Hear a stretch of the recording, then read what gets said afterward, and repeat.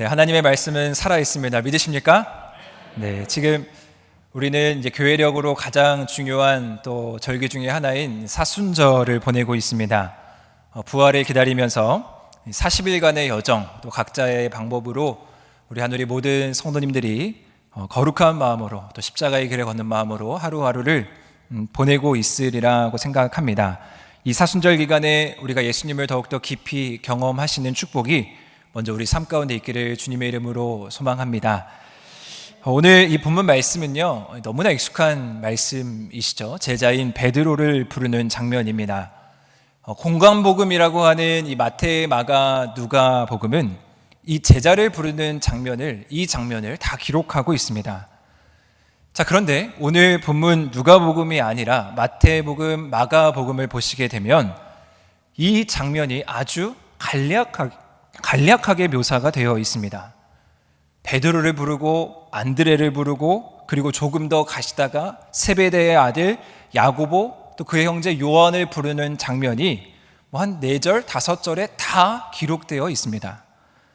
자, 그런데 오늘 읽었던 이 누가복음 5장만은 유독 시몬 베드로를 부르는 장면이 아주 생생하게 묘사되어 있고 또 아주 구체적으로 묘사되어 있습니다. 예수님과 베드로와 했던 대화들, 그리고 예수님의 행동들, 그 모든 것들을 아주 상세하게 이 누가는 기록하고 있다라는 것을 오늘 본문에서 확인할 수가 있습니다. 자, 이전에 어떤 일이 있었냐면요, 이제 예수님께서 세례 요한에게 세례를 받으시고 본격적으로 하늘에서 너는 내 사랑하는 아들이라 라는 음성을 듣고 갈릴리에서 사역을 시작하시죠. 병을 고치고 귀신을 쫓아내는 일을 예수님이 하십니다. 자, 그랬더니 수많은 무리가 예수님을 따르게 되죠. 예수님의 소문이 퍼지고 또 퍼지게 된 거예요. 자, 그래서 오늘 5장 1절 말씀해 보시면 무리가 몰려와서 하나님의 말씀을 듣는 일이 아주 자연스럽게 생기게 된 것입니다. 자, 하나님의 말씀을 듣는 것이 자연스럽다. 자, 놀라운 일 아닙니까? 자, 예수님의 임팩트 있는 등장이 하나님의 말씀을 듣게 했습니다. 자, 이것이 사실 이 복음서에서 처음 제시하고 있는 따름이었습니다. 어떤 따름이냐면 소문이 좋다고 하니 기적이 일어나니 따른 것이죠. 자, 오늘날 우리도 마찬가지 아니겠습니까? 좋다고 하면 구름대처럼 말하지 않아도 사람들이 먼저 찾아가서 몰리는 것이 우리들의 따름입니다. 무언가 좋은 약이 있다, 무언가 좋은 음식이 있다, 무언가 좋은 치료 방법이 있다, 혹여 어떤 곳에서 기적이 일어났다? 그러면 우리는 모든 일 다 제쳐주고 그곳으로 따르게 되죠. 그것이 어쩌면 우리 사람들이 가지고 있는 자연스러운 따름의 모습입니다. 아마 성경에서 기록하고 있는 5장 1절 무리가 와서 하나님의 말씀을 들었던 것은 그러한 따름으로 보여집니다.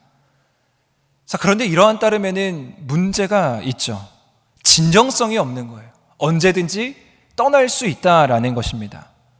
그것이 나에게 효과가 없으면, 그것이 만약에 나의 이야기가 되지 않으면 그냥 한 번은 호기심에 찾아갈 수 있지만 금방 떠날 수 있게 된다라는 거죠. 자, 그래서 예수님께서는 이러한 사실을 누구보다 잘 아셨기 때문에 이 제자들을 부르시면서, 사실 제자들을 부른 거지만 그 수많은 무리들, 예수님을 따르고 있는 군중들에게 나를 따르는 것이 무엇인지 더 진중한 따름에 대해서 이야기하고 있는 것입니다. 몰려와서 소문으로 듣는 것, 그 이상의 따름을 분명히 요구하시면서 오늘 제자를 부르시고 특별히 누가복음은 베드로를 주목하고 있습니다. 오늘 예수님께서 게네사렛 호숫가에 도착하셔서 배 2척이 있는 것을 보게 되죠. 어부들이 나와서 이제 그물을 정리하고 그 배를 씻습니다. 자, 이 배는 누구의 배였냐면요, 시몬 베드로의 배였습니다. 예수님은 2척의 배 중에 시몬 베드로의 배에 올라가셔서 하나님의 말씀을 전하게 되십니다. 자, 그리고 말씀을 마치신 후에 예수님이 이상한 말씀을 하시죠. 베드로에게 깊은 데로 가서 그물을 내려 고기를 잡으라라고 말씀합니다. 자, 이미 그물을 걷어두고 배를 씻었다라는 것은 베드로가 이전에 고기잡이를 다녀왔고 이제는 정리하는 시간입니다. 자, 5절의 시몬의 답변이 잘 그것을 보여주고 있습니다. 선생님, 밤이 새도록 내가 고기를 잡았지만 잡은 것이 없습니다. 자, 그런데 뒤에 베드로가 뭐라고 고백합니까? 아주 놀라운 고백을 하죠. 그러나 말씀에 의지하여서 내가 그물을 내립니다. 자, 다시 한번 말씀드리지만 예수님께서는요, 분명히 의도적으로 베드로의 베드로를 찾아오셨습니다. 자, 그 이유를 제가 말씀드릴게요. 누가복음에 베드로를 부르신 장면이 마태, 마가에 비해서 아주 상세하고 길게 기록되어 있다라고 말씀을 드렸습니다. 자, 누가복음을 오늘 집에 가서 읽어보시면 누가복음 기록 이 순서에 의하면 오늘 5장 1절 말씀 직전에 4장 말미에 어떤 장면이 기록되어 있냐면 4장 38절에서 39절 말씀에 보시면 이제 예수님께서 치유하시고 귀신을 고치시는 그런 흐름 속에서 시몬 베드로죠. 베드로의 장모의 집에 들어가서 그 열병을 치유하는 사건이 오늘 이 부르심 사건 앞에 바로 등장을 합니다. 마태복음을 보시면요, 이 시몬의 열병을 치유하는 장면이 오늘 제자를 부르신 장면 그 뒤에 나오게 되고요. 마가복음을 보시면요, 제자를 부르시고 나서 한참 뒤에야 이 시몬의 장모의 열병을 치유하는 장면이 나옵니다. 제시하고자 하는 이 관점이 다른 거죠. 누가는 전달하고자 하는 메시지가 있는 거예요. 누가의 관심은 무엇이냐면 예수님의 찾아가심. 그런데 오늘 본문에 등장한 이 베드로를 찾아가심에 그 누가는 관심이 있었습니다. 굳이 이 시몬의 장모의 집에 가서 열병을 치유하셨고, 굳이 배 두 척 중에 시몬의 배에 오르셔서 하나님의 말씀을 전하시고 깊은 곳으로 가라고 말씀하신 것이 바로 예수님의 의도 아니겠습니까? 이러한 의도 속에서 누가는 무엇을 주목하고 있냐면 이러한 찾아오심, 의도적인 찾아오심 속에서 과연 베드로는 어떠한 반응을 하고 있는가? 과연 베드로는 어떻게 변화되고 있는가? 그것을 통해서 우리에게 제자가 무엇인지를 알려주시고자 했던 것입니다. 다시 말씀을 보시면 오늘 5절 말씀에 이 시몬의 반응을 보시면요, 사실 이러한 흐름 속에서 시몬의 반응은, 베드로의 반응은 놀라운 반응이 아닙니다. 예수님께서 말씀을 마치시고 깊은 곳으로 가라. 자, 이전에 어떤 일이 있었다고 말씀드렸습니까? 장모의 열병이 치유되었습니다. 자, 그러면 우리 성도님들 어떻게 하시겠습니까? 누구도 갈 겁니다. 왜? 이미 나의 장모를 치유해 주신 예수님을 내가 봤기 때문에. 여기서 베드로가 내가 평생 어부지기였고 내가 고기 잡는 일에 일가견이 있고 내가 새벽 내내 고기를 못 잡아서 그것이 실패했다라고 생각할지라도 그것이 그에게는 중요한 것이 아니었습니다. 사랑하는 나의 가족, 사랑하는 나의 장모를 치유해 주셨어? 그분이 나에게 깊은 곳으로 가라고 지금 말씀하셔? 그러면 만사를 제쳐두고 가게 되는 것이 자연스러운 일 아닙니까? 나의 직업, 나의 상황, 나의 어떠함 중요한 게 아니었습니다. 다 내려놓고 그분의 말을 따를 수밖에 없는 것이 베드로의 오늘 모습이라는 겁니다. 그래서 베드로는 선생님, 내가 말씀에 의지하여 그물을 내리겠습니다 라고 예수님을 의지하는 답변을 하게 됩니다. 자, 그렇게 예수님의 말씀에 의지하여서 깊은 곳에 가서 그물을 내린 베드로는 고기가 찢어질 정도로, 그물이 찢어질 정도로 고기를 많이 잡게 되죠. 자, 그렇게 베드로가 다시 예수님 앞에 고기를 잡고 돌아와요. 예수님이 그때까지 기다리셨던 것 같아요. 고기를 잡고 돌아올 때까지. 자, 그런데 이번에 베드로의 고백은 이런 자연스러운 흐름에서 조금은 벗어난 듯한 반응을 보이고 있습니다. 뭐라고 베드로가 얘기하냐면요, 주여, 나는 죄인입니다. 나를 떠나소서. 분명히 이전에 깊은 곳에 가기 전에는 선생님, 내가 말씀에 의지하여서 그물을 내립니다 라는 이 베드로의 고백이 뭔가 주님을 전적으로 의지하고 뭔가 주님을 전적으로 따르겠다라는 그 고백이 갑자기 주여, 나를 떠나소서, 나는 죄인입니다 라고 변하게 됩니다. 자, 여기서 우리가 주목해야 될 이 베드로의 호칭을 우리는 잘 봐야 합니다. 깊은 곳에 가기 전에 베드로의 호칭은, 베드로가 예수님을 향한 호칭은 무엇이었냐면요, 선생님이었습니다. 베드로가 이해하고 있는 지금 예수님의 이해도의 선생님은 어느 정도의 이해였냐면 가족의 병을 고쳐주신 예수님. 자, 그런데 거기까지였던 겁니다. 가족의 병을 고쳐주셨지만, 내가 그 일을 분명히 내가 두 눈으로 목격했지만 아직 예수님은 선생님입니다.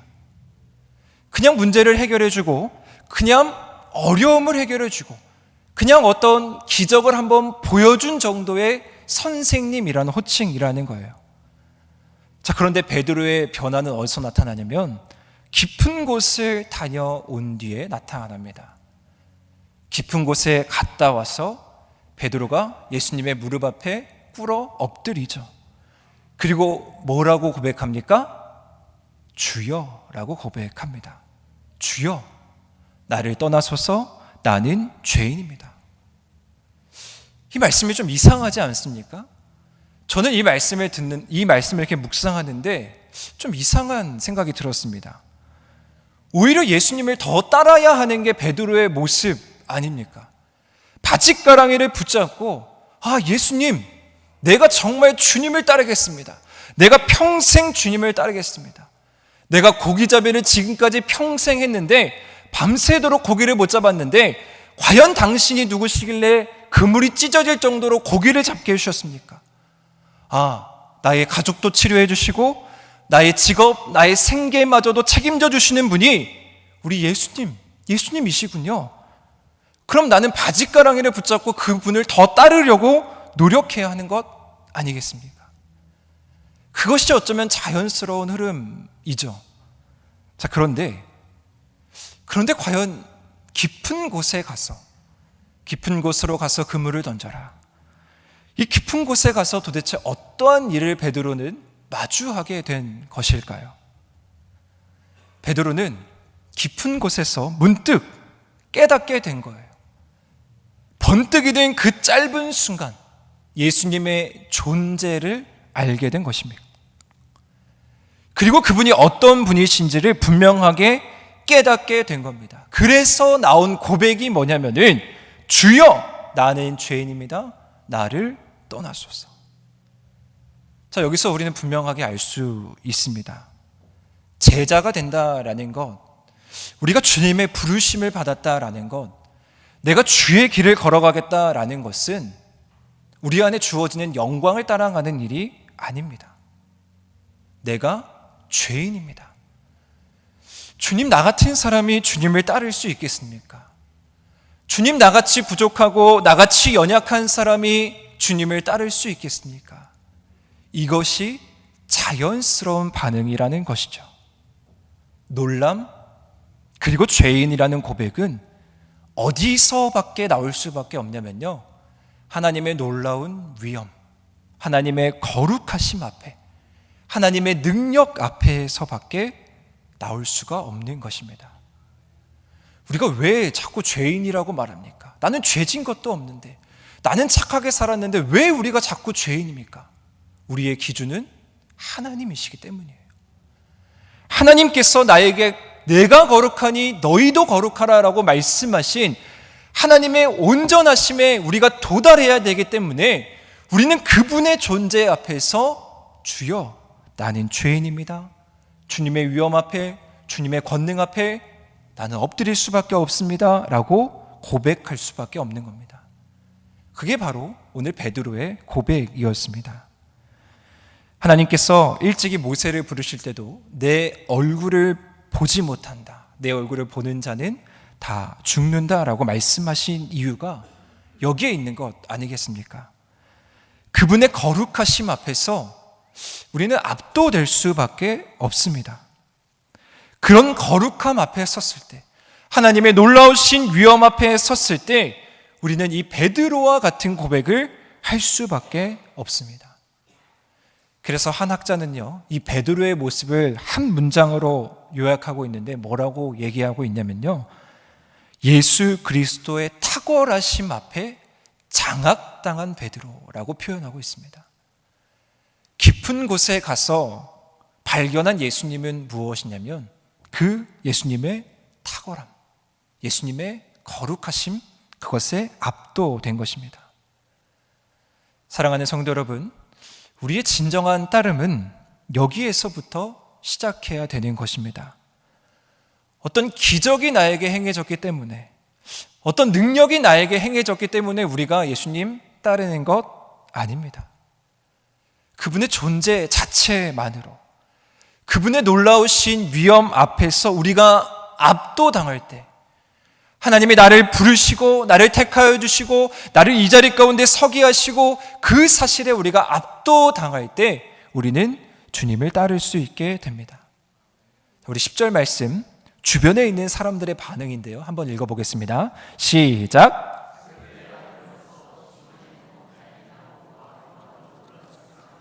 예수께서 시몬에게 이르시되 무서워하지 말라, 이제후로는 내가 사람을 취하리라 하시니. 아멘.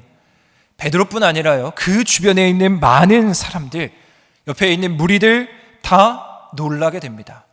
함께 제자로 부름받은 야고보와 요한도 놀라게 됩니다. 여기서 놀라는 것은 고기를 많이 잡아서 놀란 게 아닙니다. 하나님의 영광이 그 앞에 나타났기 때문이에요. 그분이 찾아오셨고 그분의 임재가 그 가운데 있었고 그분이 함께 하심이 그 가운데 있었기 때문에 많은 무리들이 놀랄 수밖에 없던 것입니다. 이 놀라움이요, 이 놀라움이 우리 신앙을 유지할 수 있는 비결입니다. 하나님께 압도되어서 놀라움이 내 안에 나타나게 되면 어떤 일이 발생하겠습니까? 하나님 전할 수밖에 없고, 하나님이 어떤 분인지 증거할 수밖에 없고, 살아있는 하나님의 능력이 내 안에 더 많이 나타날 수밖에 없는 것입니다. 자, 그래서 11절의 결론이 나오게 되는 거예요. 베드로는 그냥 버려두고 따른 게 아닙니다. 이런 과정이 있었기 때문에 하나님의 능력에, 예수 그리스도의 능력에 압도되어서 11절 모든 것을 다 버려두고 예수를 따를 수 있게 된 것입니다. 이제 이 따름은 기적을 보고 따른 것이 아니라, 병고침의 능력, 나의 장모를 고쳐주셨기 때문에 따른 것이 아니라 철저하게 하나님의 영광을 바라보면서 따르는 따름. 내가 깊은 곳에서 경험한 하나님, 내가 깊은 곳에서 만난 예수님, 그 영광에 휩싸여서 나아가는 따름이었습니다. 자, 그런데 마지막으로 한 가지 믿음이, 한 가지의 따름에 좀 더 정리해 보고 싶은 것이 있습니다. 우리는 이미 이제 사복음서, 이 복음서를 다 끝까지 기록되어 있어서 알기 때문에 질문을 드려보겠습니다. 과연 이 베드로는 끝까지 이 따름을 잘 마무리했을까? 자, 이런 의문이 들게 될 수밖에 없죠. 자, 답을 다 아시겠지만요, 아닙니다. 하나님의 영광스러움을 경험했지만 일상 속에서 또 무너지는 베드로를 우리는 보게 됩니다. 인간의 연약함이, 베드로의 연약함이 하나님의 영광을 가리는 일을, 그런 실수를 우리는 알고 있습니다. 자, 그렇게 베드로는 하나님의 계획하심을 다 이해하지 못하고 십자가 사건 앞에서 예수님을 떠나게 됩니다. 그의 당찬 따름이, 모든 것을 다 버려두고 거룩함에 압도된 그 따름이 허무한 결론을 맞이하고 있는 것이죠. 자, 그러나 우리에게 있어서 이 연약함이, 이 인간의 연약함이 소망을 가질 수 있는 이유는 무엇이냐면 다시 예수님께서 우리를 찾아오신다라는 사실입니다. 자, 누가복음 24장 41절 42절 우리 한 목소리를 읽어보겠습니다. 시작.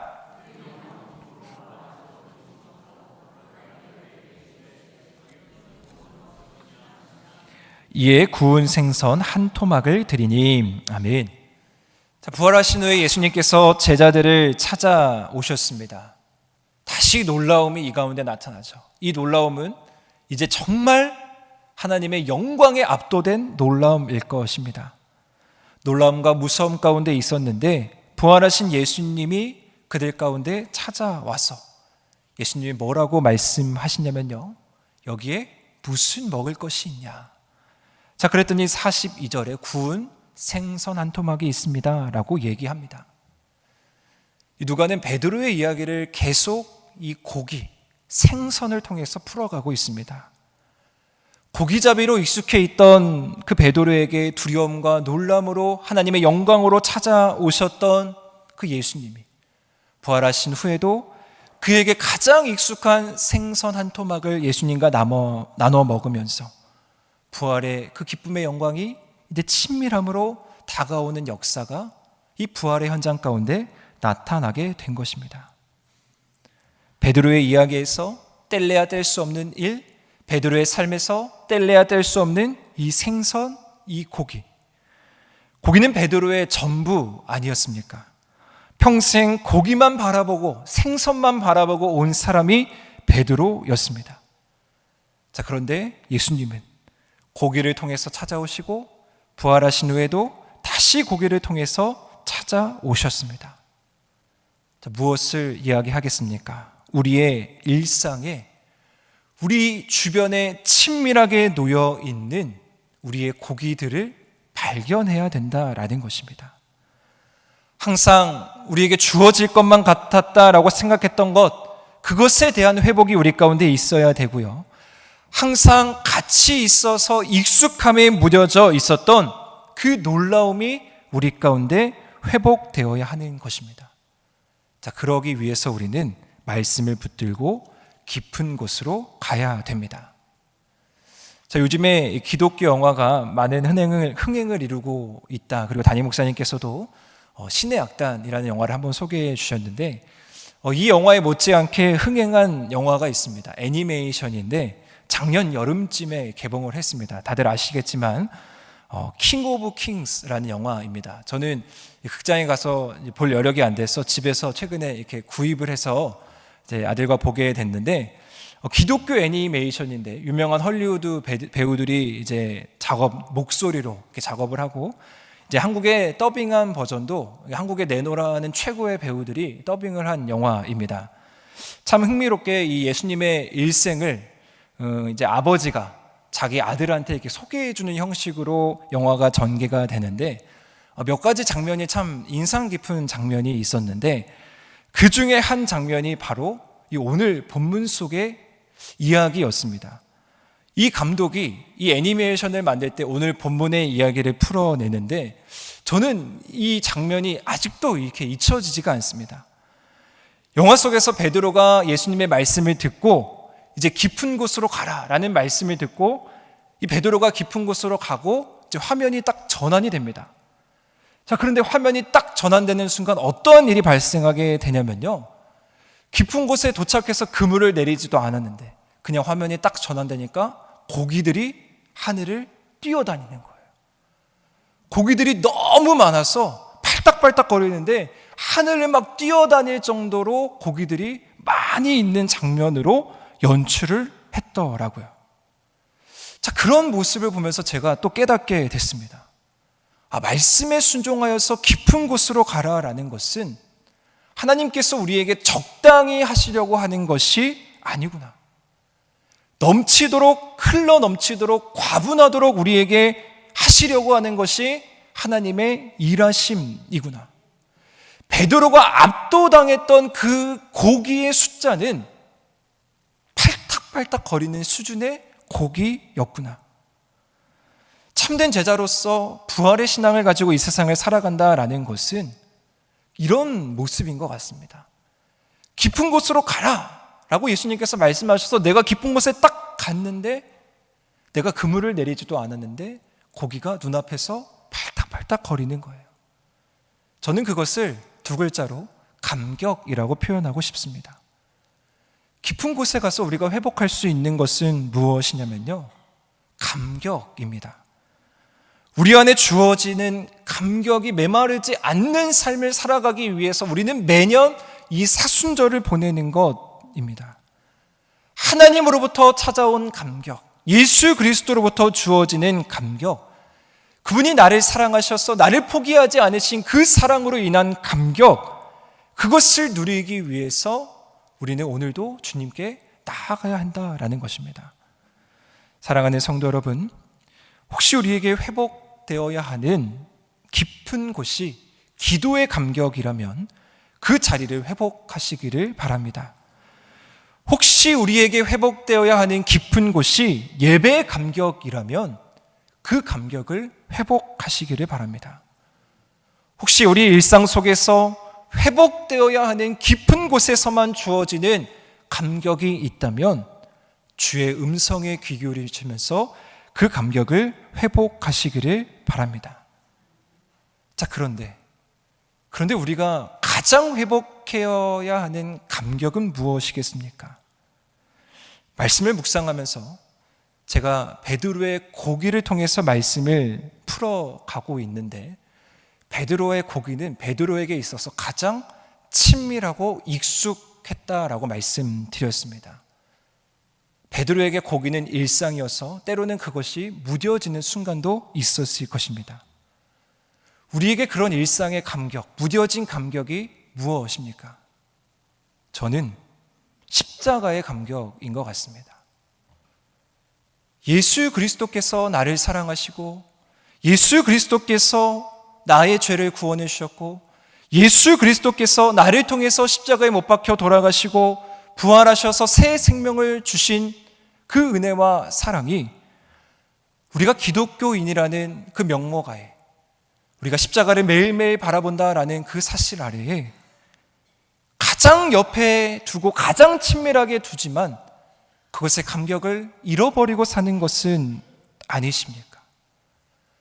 우리가 깊은 곳에 가서 압도되어야 하는 감격, 그 사랑은 무엇이냐면 바로 십자가의 사랑, 십자가의 은혜, 십자가의 감격입니다. 새벽에도 요즘 계속해서 마태복음 말씀을 묵상하고 있습니다. 예수님은 줄곧 기적이 일어나고 치유하는 일만 나타난 것이 아니라요, 줄곧 예수님은 자신의 고난, 순환, 부활을 예고하십니다. 자, 그런데 제자들의 모습이 어떻습니까? 자꾸만 동떨어진 모습을 살고 있습니다. 저는 우리의 모습이 그러지 않기를 소망합니다. 우리가 예수님을 믿는 자로서, 우리가 사순절 거룩한 십자가의 길을 걸어가는 자로서 우리가 반쪽 신앙의 모습으로 살아가면 안 되는 건 아니겠습니까? 베드로는 부활의 감격을 몰랐기 때문에 그 따름이 아직은 미완성일 수 있습니다. 자, 그런데 우리는 십자가의 은혜를 경험하고 부활의 은혜, 살아계신 주님의 은혜를 지금 경험하고 있는데 어떻게 우리가 반쪽 따름, 반쪽 신앙의 삶을 살아갈 수 있겠습니까? 우리가 2026년 사순절 이때를 보낼 때 내가 반쪽 따름이 아니라 진정한 따름으로 주님께 나아가는 그런 결단과 다짐이 있기를 주님의 이름으로 축복합니다. 베드로에게 허락된 가장 큰 은혜는 무엇이냐면요, 지금도 여전히 주님이 찾아오신다라는 것입니다. 이 말씀은 오늘 우리에게도 동일한 말씀입니다. 하나님께서 오늘 말씀하십니다. 깊은 곳으로 가서 그물을 내려라. 이 말씀에 귀 기울이시고 즉시 깊은 곳으로 가서 그물을 내리시는 우리 하늘의 성도님들 되시기를 주님의 이름으로 축복합니다.